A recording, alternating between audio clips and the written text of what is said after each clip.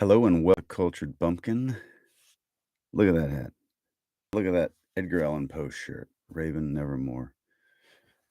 If you want this kind of thing, check out www.theculturedbumpkin.com. I've got a little store on there and some other links to my TikTok, things like that. So let's get into chapter 12 of Redneck Jane Austen, Pride and Prejudice and Magnolias. And if you like this, please subscribe so you'll know when I'm going live. Or you can catch the replay. But that'd help me help you, if you know what I'm saying. All right, so chapter 12. In consequence of an agreement between the sisters, Elizabeth wrote the next morning to their mother to beg that the carriage might be sent for them in the course of the day. But Mrs. Bennet, who had calculated on her daughter's remaining at Netherfield till the following Tuesday, which would exactly finish Jane's week, could not bring herself to receive them with pleasure before. Her answer, therefore, was not propitious, at least not to Elizabeth's wishes, for she was impatient to get home. Mrs. Bennet sent them word that they could not possibly have the carriage before Tuesday, and in her postscript it was added that if Mr. Bingley and his sister pressed them to stay longer, she could spare them very well. Against staying longer, however, Elizabeth was positively resolved, nor did she much expect it would be asked, and fearful, on the contrary, as being considered as intruding themselves needlessly long, she urged Jane to borrow Mr. Bingley's carriage immediately, and at length it was settled that their original design of leaving Netherfield that morning should be mentioned, and the request made. The communication excited many professions of concern, and enough was said of wishing them to stay at least till the following day to work on Jane. Until the morrow their going was deferred. Miss Bingley was then sorry that she had proposed the delay, for her jealousy and dislike of one sister much exceeded her affection for the other. The master of the house heard with real sorrow that they were to go so soon, and repeatedly tried to persuade Miss Bennet that it would not be safe for her, that she was not enough recovered, but Jane was firm where she felt herself to be right. To Mr. Darcy it was welcome intelligence.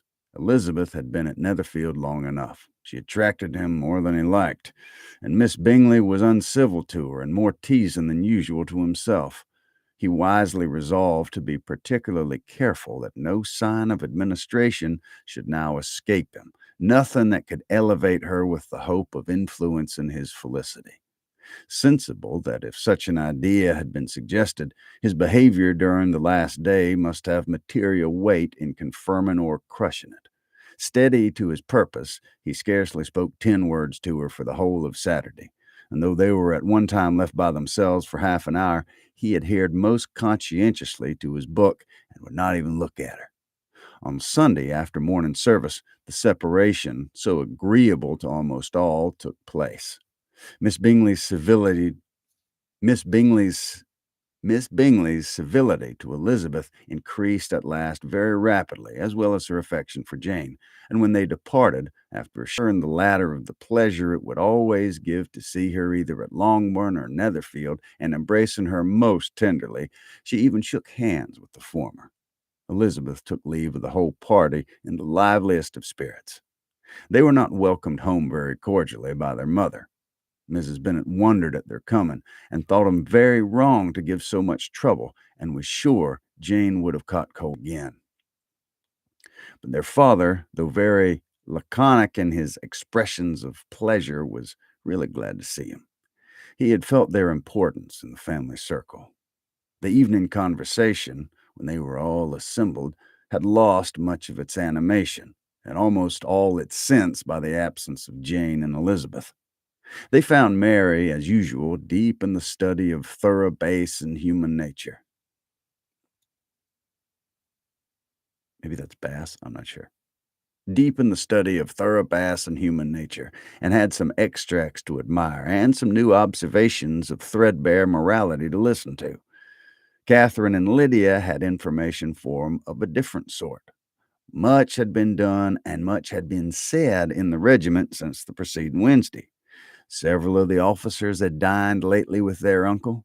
A private had been flogged, and it had actually been hinted that Colonel Foster was going to be married.